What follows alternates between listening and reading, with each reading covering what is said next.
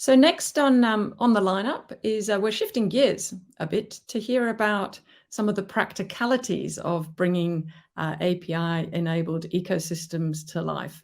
And specifically, we're going to be talking about monitoring integrated business processes. I'm delighted to welcome Erno Lahtinen from Unikie this afternoon. Hello. Hello, how are you? Yeah, fine, thank you. Fine, thank you. Excellent. We're looking forward to your presentation. Would you like to just check that your slides are up? That looks fantastic. You've got 20 minutes for this presentation, and we'll take 5 minutes for questions at the end. A reminder to those in the audience, please contribute any of your thoughts, observations and questions in the chat. One question before I go. Do you see my mouse, the red button? Yes, we can. Okay, perfect, because I will be waving that a lot. Waving that around, excellent. Okay. The stage is yours, Erno. Okay, thank you. So yeah, let's go to the actual presentation. So really thrilled to be here. So quickly about me. So yes, I'm Erno Lahtinen from Unikie. I'm acting there as a head of architecture, and more precisely, I'm responsible for our integration projects and customers where we are doing integration projects. So I've been overseeing those projects, and my own background is I've been doing roughly a bit more than 20 years now in the ID business. Started as a coder, doing development for background systems, CRM, invoicing, accounting, etc., and then gradually worked from there to integrations, and then past 10 plus years at least I've been mostly concentrating on integration projects. And of course now when the APIs are more and more kind of common in everywhere, of course the API enabled ecosystems and integrations in the API enabled ecosystems is something that is kind of coming day by day more and more, and that's something I'll be discussing today. So shortly, I will a couple of slides of my company, or the company where I am from, the Unikie, just to illustrate where I'm coming from. And then I will go to the actual agenda. So I will first a bit discuss how the API enabled ecosystems a bit, and why we are using API enabled ecosystems in the integrations, what kind of benefits that brings, and why it's used. But then on the next point, it also brings a bit of a challenge, especially from the integration monitoring point of view or supporting point of view. What kind of challenges there could be? We go a bit on that, and then lastly, a bit how could we monitor and how can we monitor those, and what kind of areas we should be focusing when we try to monitor these processes that are running on top of APIs. So yeah, let's go forward. So Unikie, we are started in 2016, so we are now 6 years old company. Last year our revenue was roughly 45 million euros. We have been growing quite rapidly, and our goal is still continue quite rapid growth. So our targets will be around 100 million revenue in 2024. We have three different business units. We are heavily on the automotive mobility side. We have lots of customers and products on there. Then we have Industry 4, and actually this is missing. There's also Edge AI, real-time data is one of our business areas, and the third one is secure communication. So telecommunication areas, we are helping customers on there also. We are currently operating in several different countries in Europe, and also in USA. We have a couple of offices in there. So a bit again on general level on our product development. So we are doing quite a lot of product development. We have quite a lot different products on our arsenal right now. So in the autonomous area, we are doing products like automated factory parking, automated valet parking solutions right now. And then example, we have a product called Polo that could be ringing some bells in somebody's minds, a traffic management solution for the ports. And then one solution which actually I'm the product owner is integration monitoring service that we are doing. And in this presentation, I will not use this presentation just to demonstrate the integration monitoring tool. I will try to describe the monitoring landscape a bit more in a generic level. In the end, I have couple or one slider on the Aino a bit look on that, but I try to keep this presentation more on a generic level, that what kind of areas or focus there could be on those monitoring areas when we are using APIs for the digital processes. So let's go to the actual topic then. So just first a bit show how the integration landscape has been kind of changing when we are going to more and more APIs and microservices. So in the kind of back good old days, we had batch style of integrations, couple of systems integrated by batch style integrations. A daily file is moving between the systems, and the process lead time usually were calculated in days or at max on hours, but usually many days. So quite common is that we have some daily file transfer between the systems and using that to synchronize the data between the system. But now when we are going more and more digitalized processes and real-time, customers are demanding more and more fast processes. That means that the process itself has to be fast, meaning we are counting the lead time of the whole end-to-end digital process in minutes or even less, sometimes even in seconds. Meaning that first of all, one thing that we have been using is, of course, bringing APIs and API-enabled systems to help to speed up the processes. It doesn't, of course, mean that we couldn't use APIs in this kind of old batch style integrations. We can, of course, use an API to have a batch style of data transfer.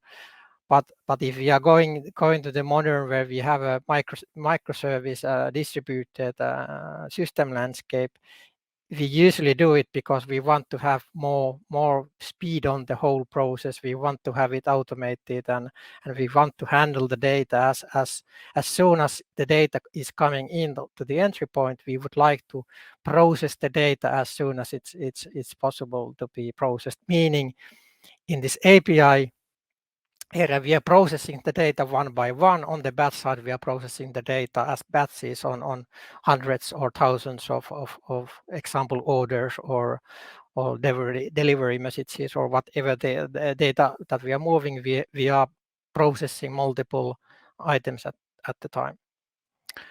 So then next a bit on my next slide, I have this picture way smaller. So that's why I have now one picture just to describe what there are. The text could get quite small. So if we are thinking most simple case that we only have one system and we have that actual digital process, it might have a couple of steps to illustrate what is happening. So the process itself is a series of actions or step taking to achieve a particular end. So then we have the some user acting on the behalf of the process and trying to do his or her work to do the stuff he or she needs to do. Then we have the system that is fulfilling the process, helping the user to actually fulfill what needs to be done. And then we have teams or team or teams supporting that system and making sure that the system is up and running, everything is working, and if not, then help the actual user to solve those possible problems. And for those, the teams usually have those different metrics and logs of either the environment where the application or system is running, or the logs or metrics of the application itself. So using these, the support teams then tries to figure out what went wrong. So when we then take this back to the integration area where we have those different systems and we have that integrated process running on top of those systems, or we have that API ecosystem and we have that process running on top of those, then the picture starts to look something like that, that we have those different systems. Again, depending on the situation, we might have even different teams then supporting those different systems, or we might have different users using those systems. So when we have this bad style of integration or integrated process, these traditionally tend to follow quite well the overall process steps also. So when something is first done here, when the integration is pushed to the next system, it's also kind of visible on the process level that, okay, now we are on the next step of the process, and again next step on the last system. But now when we are going to the microservice API enabled architectures, especially if we are using microservices, it tends to lead into situation that since the point of microservice is to do small atomic parts of the system that can focus on simple tasks, that tend to lead that we have many different microservices, and that easily goes in the level that the steps in the integration flow doesn't necessarily fully have the kind of same stepping as the end-to-end high-level process have. So we might have more steps in the actual integration flow. And of course, when everything goes smoothly, nothing is of course a problem. But if something goes wrong, it starts to get a bit challenging to figure out where did the problem happen. So we might have several different teams supporting those different microservices, and we might have an end customer triggering the whole process. So it could be quite sometimes quite difficult to spot that, okay, where do we have the problem right now? Is the web shop order stuck on the first microservice, or is it stuck on the third microservice? We might need to ask each team one by one, do you have this order, or do you have this order, or where the heck that order could be? So it starts to complicate how do we actually monitor the whole integration process. And then another thing is that if we think the probabilities of problems, so if we have a sample of that let's say we have 100 orders per day, we have a 1% failure rate, and let's presume that whenever we have a failure, we take 1 hour to fix it. So if we count how many integration transactions we have on this bad style of integration per day, it's 1, 2, 3, 4. So we have 4 integration transactions per day, meaning with 1% failure rate, it will take on average 25 days that we have one issue in here. Okay, when the issue happens, then it affects all the orders of the day, usually if the integration is blocked for some reason, meaning the problem is big, but we usually have quite a lot of time to try to solve it. But basically that means that during that 25 days, we on average need 1 hour of support work to fix that one problem that we have during that 25 days. But when we go to the API and real-time processing, we have 100 orders per day. Each of the orders are processed immediately, meaning each of the processes are separately pushed through this whole integration landscape, meaning during one day in this sample, we have 400 integration transactions for those same 100 orders.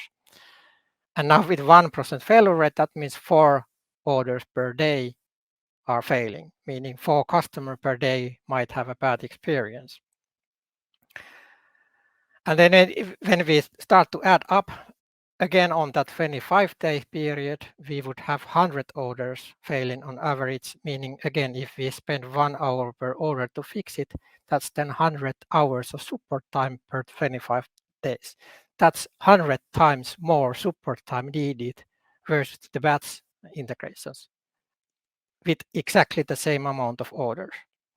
So this means that the kind of problems can escalate quite fast, that even though the single error is affecting only small amount of persons, only one customer, but it's then that those happen more often, and those might be way harder to figure out, meaning that 1 hour per order might not even be enough, meaning it's even worse that how much support time you need, unless you are really kind of making sure that everything is working as good as possible. I'm looking my time, and I'm running out of time, so I try to speed up a bit. So what does it mean? So basically, this means that we start to, if we look these API enabled ecosystems that and integrations running on top of them, we start to see that there might be an area in here that we need to have something more than just the logs of the systems or logs of the environments, that we need to have some kind of visibility to understand that how does the integrated process flow through the different APIs, and then start to monitor that, meaning we need to start to identify the whole integration flows in there, understand is the flow really successful, or is the flow is there failures in that flow, and if there are failures, where that failure has happened, and spotting if for some reason the flow has just stuck somewhere, meaning that it just stopped somewhere. We don't have errors in any logs, but it never has reached the end system, that we could somehow identify that, hey, some of the orders are just stuck. Maybe we should calculate the lead time of the whole flows, so we could see that is the performance of the whole integrated process as good as it should be. And then spot peak traffic or low traffic or no traffic situation, that, hey, for some reason now we have more orders today than yesterday, and is that affecting some problems because the peak is a high. So how we could then maybe share some light on this area. So of course one thing is that, and one thing that if we presume that these microservices are running in some virtualized operating system, we usually need anyways some centralized log storage for those, because those servers can be killed and recreated, meaning the logs, any logs that we have stored on the actual virtual environment will be lost unless we are storing them somewhere. So usually we have some centralized storage for the logs, and I've been listing some of those tools that usually are used. So of course one solution is to analyze that certain centralized log data and try to figure out from there how the integration flow is going. But there could be a bit of a challenge on that, because these systems are separately logging, and it might be a bit of a challenge try to just by analyzing the logs to really share light on this integrated flow, that how the flow is actually going, and there could be that some of the technical logs of some services are just out of reach. It might be that this microservice is a microservice of some third-party company, and they simply don't allow us to look their technical logs, meaning we are at least missing one system from our centralized logs. So that we also create a challenge on that kind of how to see what is going on. Well, then the one other option could be, surprise, our product Aino.io. So our approach is a bit different. So basically what we are doing is that each of the APIs, when they are doing something, Aino.io would offer them a place to inform that, okay, what have I been doing, give a precise information that I'm been doing now something.